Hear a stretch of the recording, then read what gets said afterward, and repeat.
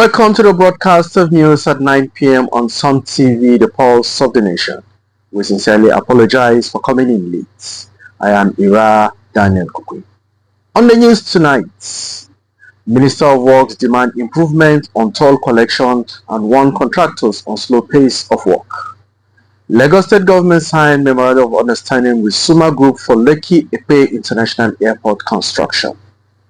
Medical doctor convicted and sentenced to 7 years imprisonment for 127 million naira fraud.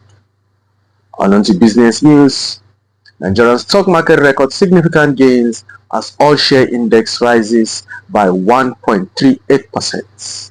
On to sport news, Van Nistelrooy hails Ndidi's outstanding display against Manchester United. Now, the news in full. Minister of Work demands improvement on toll collection and warns contractor on slow pace of work. The Minister of Works, Engineer David Umahi, has expressed disappointment with the current toll collection system on the Abuja-Kefi-Akwanga Lafia-Makadi dualization projects. During a visit to the toll plaza at Garaku, Nasarawa State, Umahi directed the concessionaire China Harbour Operation and Maintenance Company to increase the number of collection points, deploy more point of sale POS device, and provide relief stations for public convenience. Umahi warned that if the necessary improvements are not met by Monday, February 10, he will release the traffic and replace the concessionaire. He emphasized the importance of relief stations, cautioning that failure to comply will result in the loss of their business. Lagos State Government signed Memorandum of Understanding with Suma Group for Lekki Epe International Airport construction. The Lagos State Government has taken a significant step towards improving connectivity and stimulating economic growth in the state. On Saturday, February 8, 2025, the government signed a Memorandum of Understanding with Suma Group, a renowned construction company, to develop and construct the long-awaited Lekki Epe International Airport. According to Governor Babajide Sanwo-Olu, the airport is a crucial part of his administration's vision to enhance connectivity, drive economic growth, and attract global investments. The project is expected to boost infrastructure, ease transportation challenges, and reinforce Lagos' position as a key hub in Africa. Lekki Epe International Airport will facilitate travel and create new opportunities for businesses and residents throughout the states. Medical doctor convicted and sentenced to 7 years imprisonment for 127 million naira fraud. In a landmark judgment, the Federal High Court sitting in Calabar, Cross River State, has convicted and sentenced a medical doctor, Dr. Geraldine Erok Ita, to 7 years imprisonment for her involvement in a 127 million naira fraud. The conviction was secured by the Economic and Financial Crimes Commission (EFCC), which has prosecuted Ita on the 12-count charge bordering on forgery and diversion of funds. According to EFCC, Ita's journey to Nigerian Correctional Center began in 2019, when the commission received a petition from Sharpnet Concept Limited and Rock Project Limited. The petitioners, who were directors of the companies, alleged that Ita had forged and fraudulently altered companies' documents in her favor. EFCC investigation revealed that Ita had removed the two initial directors of the company from the record and claimed to be the second wife of engineer Orok Okonkon Ita, who died in 2004. Court orders Nnamdi to appear before a resumed trial. The Federal High Court in Abuja has ordered Nnamdi Kanu, leader of the indigenous people of Biafra IPOB, to appear before it for his resumed trial. The court's directive was contained in a hearing notice signed by the court registrar, which was addressed to Kanu's special counsel, Aloy Ejimako. Kanu, who is facing terrorism charges, has been in detention since his repatriation from Kenya in June 2021. His trial is set to resume on Friday 10th, 2025. The IPOB leader had previously requested that Justice Binta Nyako recuse herself from the case, citing bias. Although Justice Nyako had announced her withdrawal from the matter, The Chief Judge of the Federal High Court has reassigned the case to her. Kano's legal team has repeatedly opposed Justice Nyako's continued involvement in the case, arguing that her order recusing herself remains valid.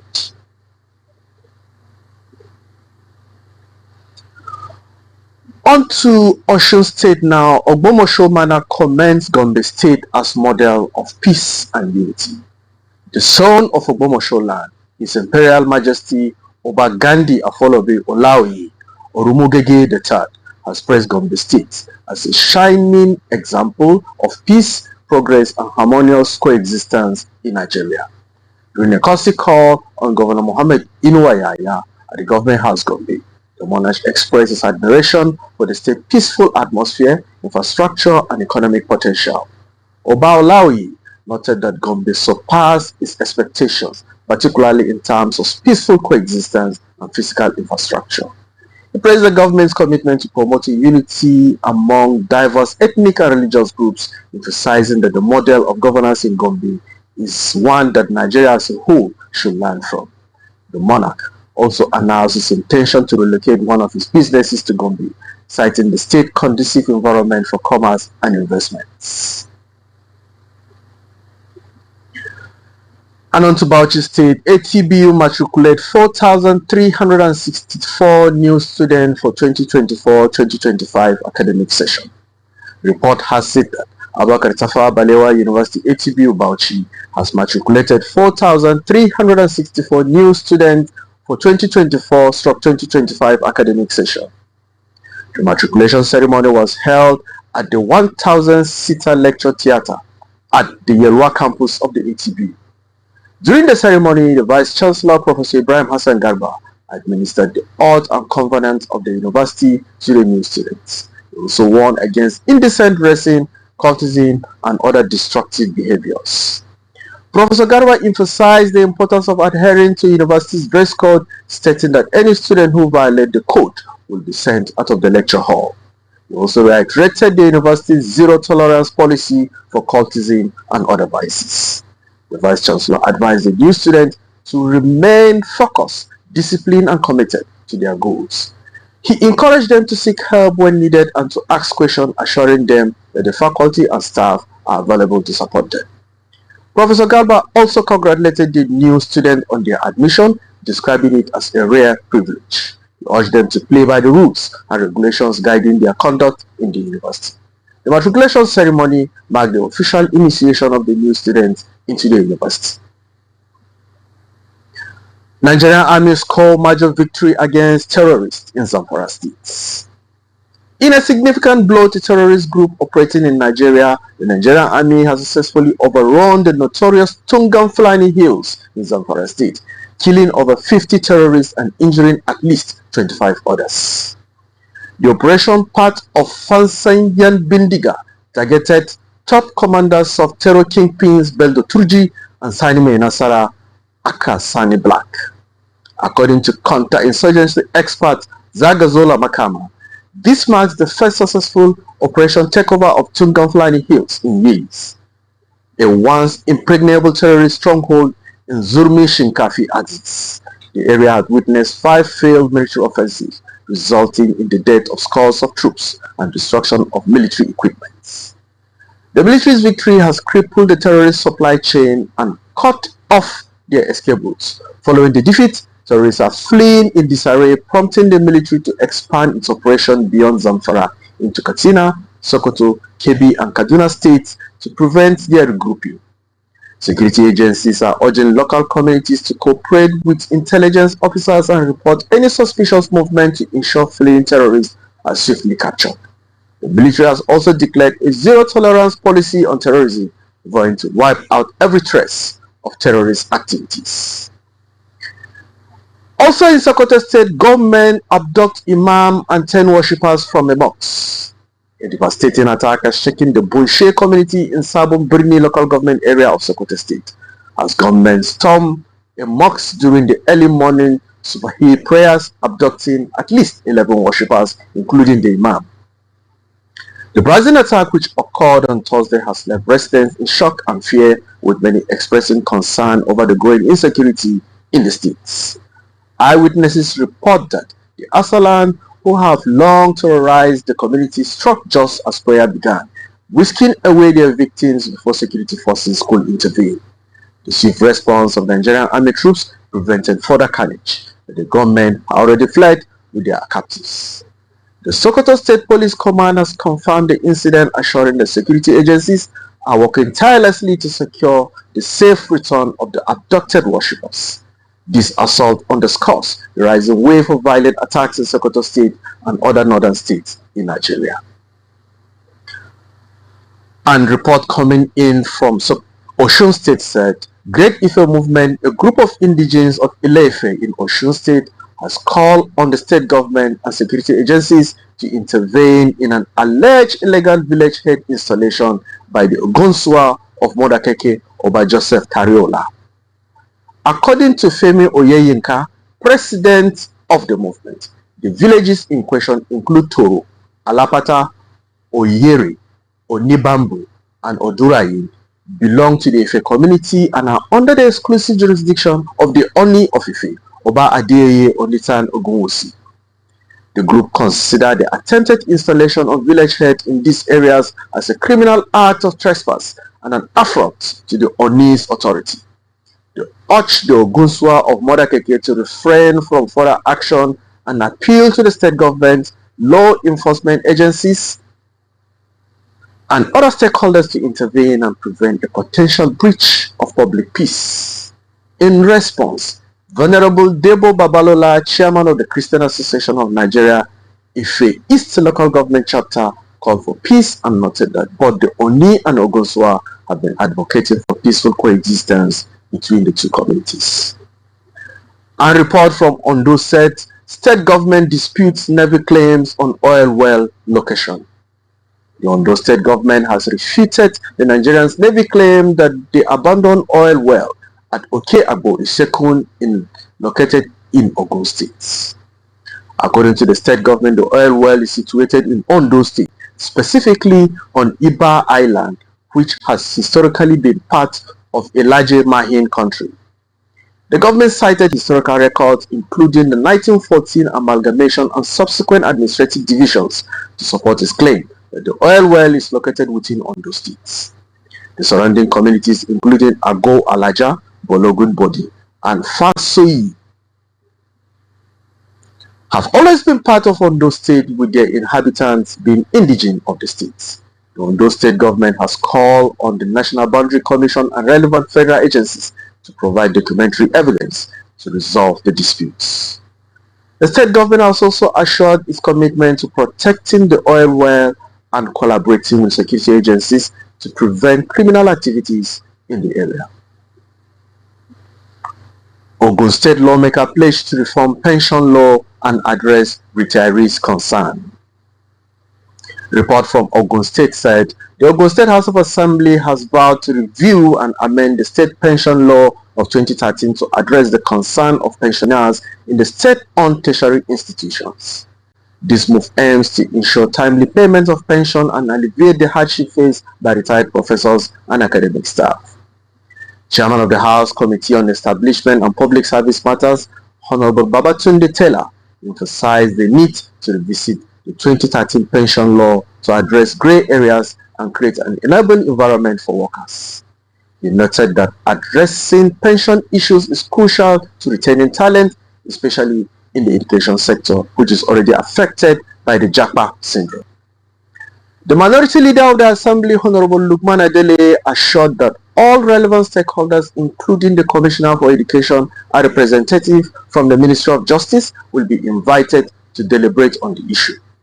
Meanwhile, the Permanent Secretary of the Bureau for State Pension, Ms. Arinola Adetayo, explained that pension payments are guided by State Pension Act and assured that all concerns raised by the pensioners will be addressed. In a separate engagement, the Speaker of Ogun State House of Assembly, Right Honorable Oludesi Elemidi, encouraged youth to develop skills and strive for self-sufficiency. A report from Lagos State said, Lagos Christian pilgrims arrived in Jordan for spiritual journey. A new batch of 122 Lagos Christian pilgrims has safely arrived in Jordan marking the second group to embark on a spiritual journey this year. Led by government delegates including Mr. Adeomi Bolahan Ogonsaya and Ms. Florence Yetunde Bafi, the pilgrims were urged to conduct themselves with integrity and the fear of God. This development follows the successful return of the first batch of Lagos State pilgrims on January 1st, 2025, after a fulfilling pilgrimage exercise to Israel and Jordan. The pilgrims' arrival in Jordan marks the beginning of their spiritual journey, where they will visit holy sites and engage in religious activities. The Lagos State Christian Pilgrims Welfare Board has ensured that the pilgrims are well prepared for their journey with adequate arrangement made for their accommodation, transportation, and spiritual guidance. The board's effort aims to provide a meaningful and enriching experience for the pilgrims, allowing them to deepen their faith and connect with the spiritual heritage.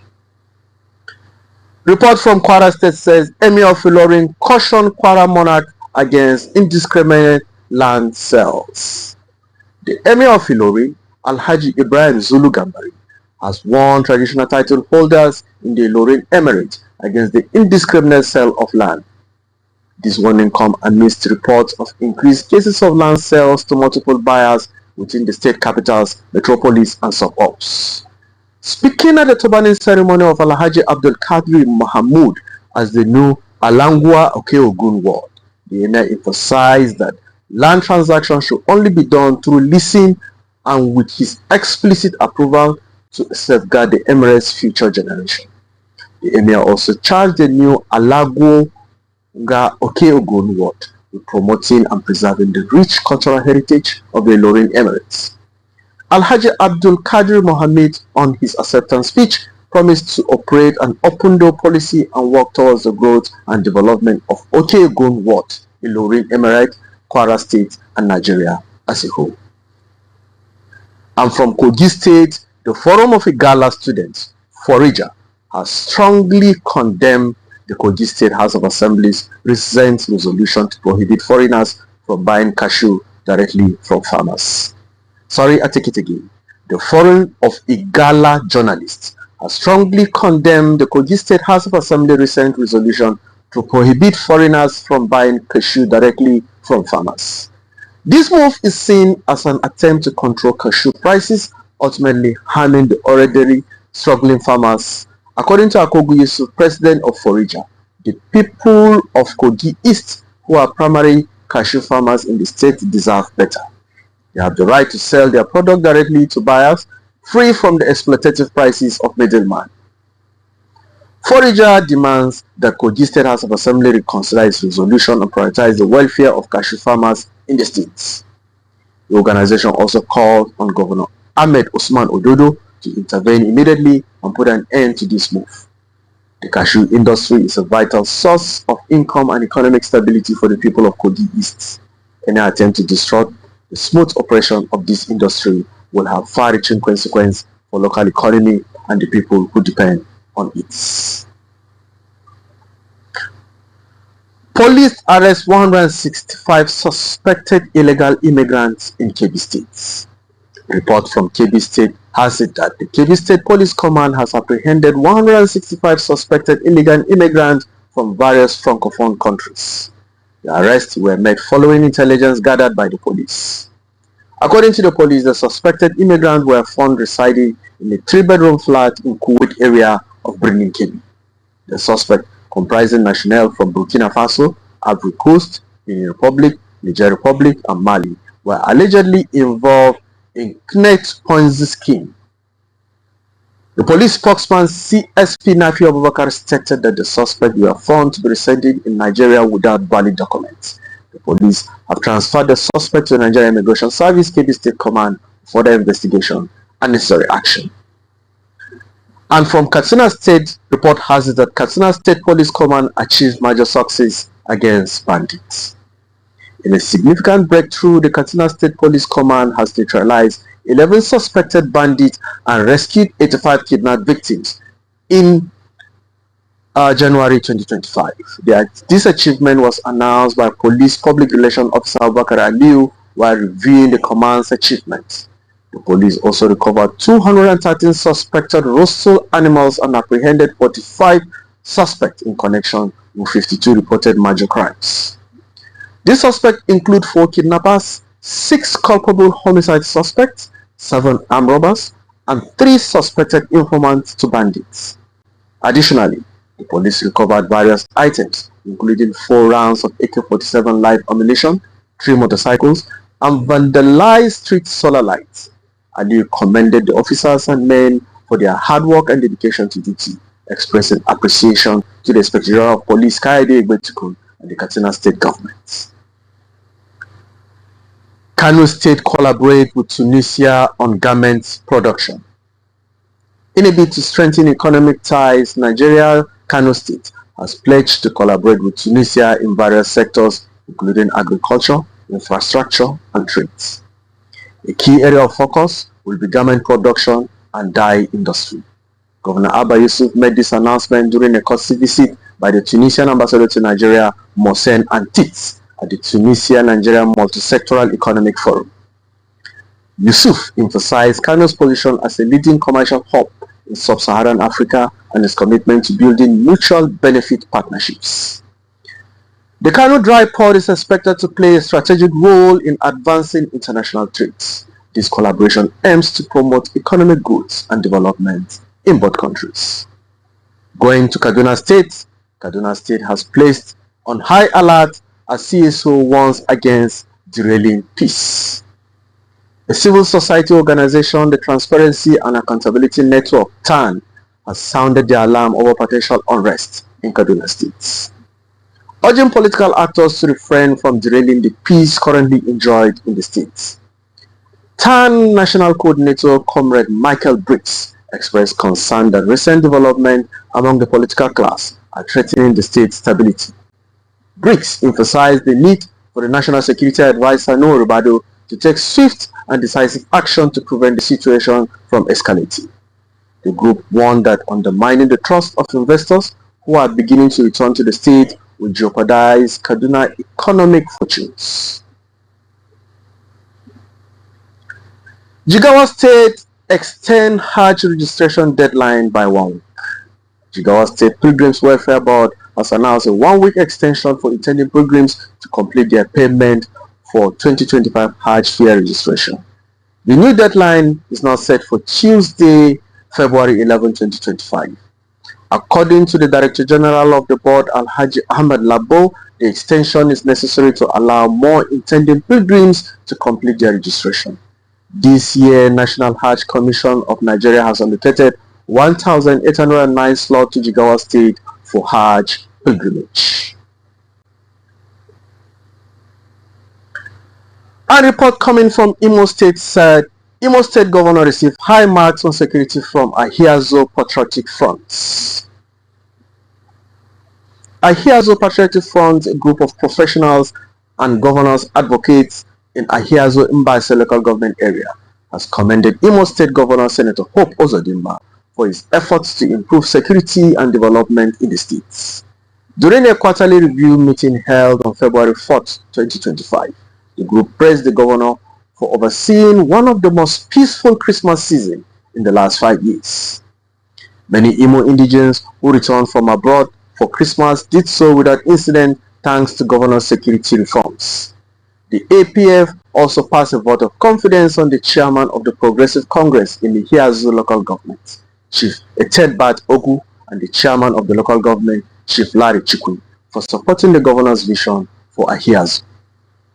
The group coordinator, Mr. Chinyeze Chukwu, described both leaders as compassionate and result-oriented, dismissing allegations of inciting violence against Chief Ogu. The APF assured that the security situation in Ahiazo remained calm and peaceful, with relevant agencies monitoring potential troublemakers. Going to Enugu State government and local government council aim to establish 260 farm estates. The Enugu State Economic Planning Commission has resolved to pursue the governor's vision of creating farm estate in all the 17 local government areas of the states. This decision was made during the commissioning of first meeting. According to the chairman of the Association of Local Government of Nigeria, Algon, Honorable Ikechukwu Ide, the governor plans to establish 260 farm estates, one in each ward. The goal is to improve food security and reduce insecurity through economic empowerment. The Commission also set a deadline of December 2025 to end open defecation in the states. Additionally, plans are underway to pave roads leading to smart schools and primary health care facilities across all the local governments. The local government chairman have been tasked with identifying available land for the farm estate and constructing access roads. The state government has pledged to support the local government beyond 60% state counterpart funding for capital development projects. Aegean Ikiti community demands compensation and recognition over 148 army barracks relocation. The people of Aegean Ikiti in Ikiti State, Nigeria, are seeking compensation and recognition from the Nigerian Army over the relocation of the 148 army barracks from their land. The community aims that the land originally designated for the Nigerian Army barracks in Opoti Ikiti belongs to them, and they are demanding payment for the destruction of economic trees and other valuables on the land. According to the community, about 75% of the compensation for the destruction of the land remains unpaid, despite the project being established over 10 years. They are appealing to the Chief of Army Staff, Lieutenant General Olufemi Oluyede, to facilitate the payment of full compensation to the affected families. The committee is also condemning the relocation of the 148 Nigerian Army barracks to Ikere Ikiti, stating that they cannot rationalize the decision. They are calling on Ikiti State Governor Biodun Oyebanji, the Senate leader Honorable Adeyemi Bamidele, and all stakeholders to ensure that justice is done to the people of Aegean Ikiti. In a separate development, the Ipoti Ikiti community has also expressed their discontent over the relocation of the 148 battalion, describing the decision as unfair and unacceptable. From Adamawa State Governor Amadu Umaru Fintri has urged the newly crowned Kumu Gombe, His Royal Highness Agri B. Ali, to prioritize peace and security in the newly created Gombe Chiefdom. Speaking at the coronation ceremony in Gombe on Friday, 8, 2025, Governor Fintri emphasized the strategic importance of Gombe local government to Adamawa State. He expressed optimism that the establishment of the chiefdom will enhance security measures and provide a fresh impetus in combating banditry and other crimes in the states.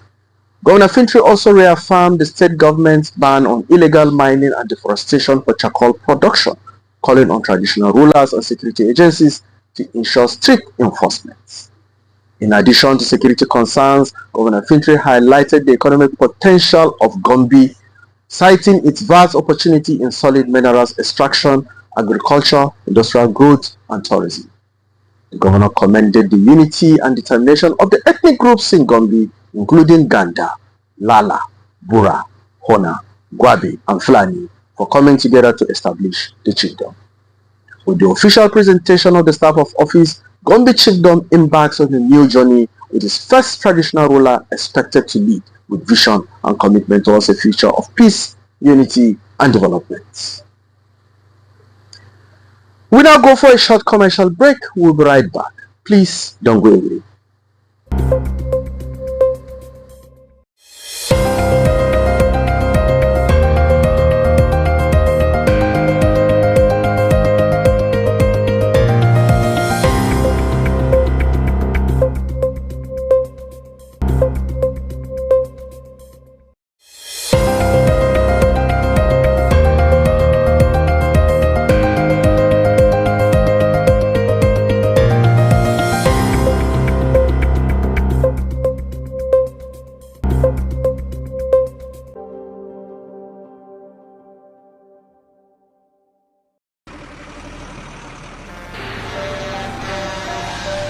When a tanker bearing fuel falls or an underground pipe bearing fuel bursts, what do?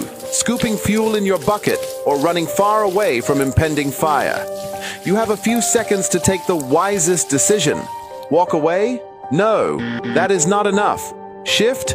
No, that is not enough. Stay there and gist and take shots with your phone? That is madness.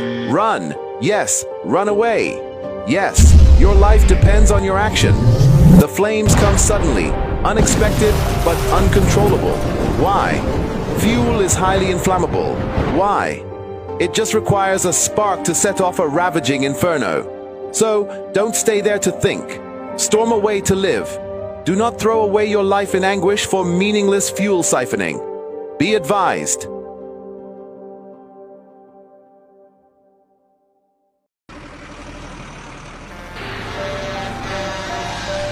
When a tanker bearing fuel falls or an underground pipe bearing fuel bursts, what do?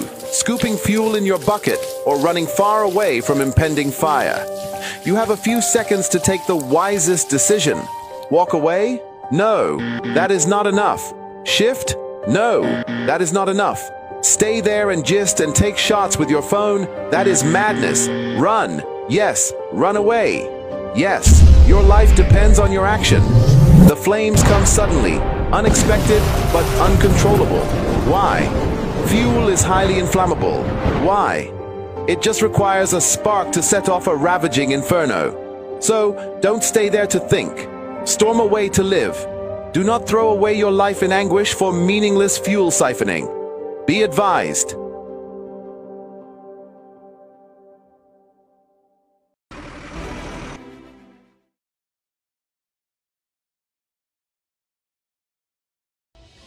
Are you ready? Join us for the Achievers Coaching Academic Summit 2025. Themed Harnessing Nature's Gift for Economic Growth in Taraba State. Date 15th February 2025. Venue The Significance Place Chapel. Adjacent State Secretariat. Former Mobile Links. Abuja Phase 1, Jalingo, Taraba State. Admission starts at 1 p.m. and the main event begins at 2 p.m. Don't forget, admission is free.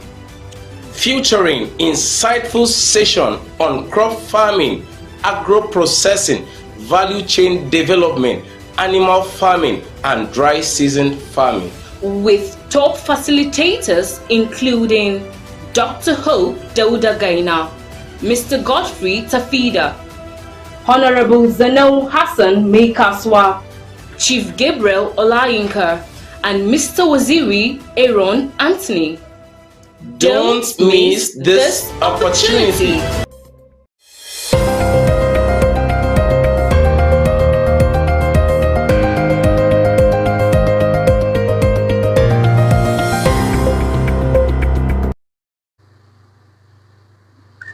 Welcome back. We are glad you're still with us. We now go to the business and sport news segments. Nigerian stock market records significant gains as all share index rises by 1.38%. Nigerian stock market experienced a notable surge in the past week, with all share index increasing by 1.38% to close at 105,933.03. This upward trend was largely driven by gains in premium stock and the banking sector. According to data from the Nigerian Exchange, the market capitalization rose from 64.7 trillion to 65.9 trillion, indicating a positive momentum. The premium index recorded a robust weekly increase of 2.19%, fueled by impressive gains exceeding 5% from FBN Holdings, Access Bank, and WAPCO. The NGS Bank Index also surged by 4.66%, driven by gains of over 7% in First Bank of Nigeria, Access Corp, and Fidelity. The NGX Insurance Index saw a substantial increase of 1.61%, driven by remarkable gains exceeding 20% in International Energy Insurance PLC and Sovereign Trust Insurance PLC. The top gainers for the week included UPDC PLC, which climbed by 38.50%, followed by Etana PLC at 32.79%. Other notable gainers include Cadbury Nigerian PLC, Fidzon Healthcare PLC, and Sovereign Trust Insurance PLC. On the other hand, the top losers for the week were Suno Assurance Nigeria PLC, which declined by 12.87%, followed by University Press PLC at 10.00%. Other notable losers include Multiverse Mining and Exploration PLC, SC Nigeria Limited, and Triple and Company PLC. The Nigerian stock market is expected to continue its positive trend, driven by the forthcoming earnings reports and ongoing buying momentum. On to sport news. Van Nistelrooy held Ndidi's outstanding display against Manchester United. Leicester City head coach Van Nistelrooy has praised Super Eagles midfielder Wilfred Ndidi for his exceptional performance against Manchester United in the FA Cup. Despite Leicester's loss, Ndidi's display earned him accolades from his coach. Ndidi, who had been out for 8 weeks with hamstring injury, marked his return with captivating performance, bossing the midfield and playing a crucial role in Leicester's opening goal. Van Nistelrooy lauded Ndidi's leadership, saying his performance was excellent, but also his leadership, the way he led the team, the way he demanded from his surroundings, coaching, tackling and preventing situations from occurring. The Dutch coach also commended Ndidi's partnership with Buba Somare, stating, "I thought Buba and Wilf had a great partnership today in the ball, but also off the ball to control the game." Manchester City's next fixture is against Arsenal at home, and Van Nistelrooy will be hoping Ndidi can replicate his outstanding performance to help the Foxes secure a win. Nigeria named 30-player squad for Under-17 Women's World Cup qualifiers. Nigerian Under-17 women's team, the Flamingos, has announced a 30-player squad for upcoming FIFA Under-17 Women's World Cup qualifying clash against South Africa. Head coach Bankole Oluwakere has assembled a strong group including midfielder star Shakira Moshood and attacking duo Harmony Chidi and Peace Effiong. The Flamingos will begin their training camp on Sunday at the Remo Star Sport Institute in Ekene Remo, preparing for two-leg tie against South Africa on the 17th side, known as Botswana. The qualifiers running from March 7 to 16 will determine Africa's 4 additional representatives alongside host Morocco for the tournament. Nigeria's Under-17 girls have a rich history in the competition, having participated in all but one edition since its inception in 2008. Their best performances came in 2010, 2012 and 2014 when they reached the quarterfinals in 2022, when they secured a historic semi-final appearance and eventually claimed the bronze medal. Flamingos entered this qualification stage at the second round after receiving a bye, while South African Botswana demolished Gabon 21-2 on aggregate in the first round. This is the end of news at 9 p.m. for today. Before we go, here's a recap of the major headlines. Lagos State Government signed Memorandum of Understanding with Somo Group for Lekki Ipe International Airport construction. Medical doctor convicted and sentenced to 7-year imprisonment for 127 million naira fraud. Van Nistelrooy held Ndidi's outstanding display against Manchester United. That's all for now. Sumtv is a 24-hour TV station. You can follow us on Facebook at Sumtv and on YouTube as Super Media TV. I'm Ira Daniel Kuku. Good night.